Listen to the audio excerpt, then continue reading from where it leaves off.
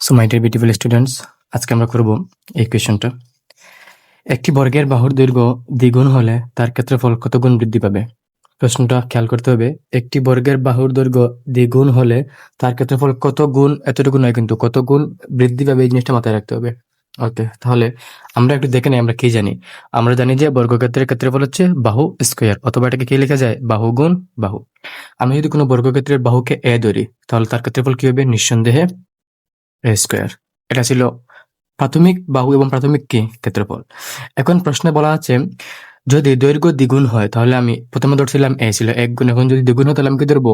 2a, তাই না? ওকে, যদি 2a হয় তাহলে ক্ষেত্রফল কত হবে? ক্ষেত্রফল হবে 2a স্কোয়ার, কারণ এই পুরোটাই কি বাহু, তাহলে বাহু স্কোয়ার।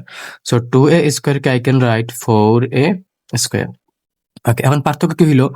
দ্বিগুণ করার পর ক্ষেত্রফল হয়ে গেল 4a স্কোয়ার, আগে ছিল a স্কোয়ার, তাহলে কত গুণ বেড়ে গেল?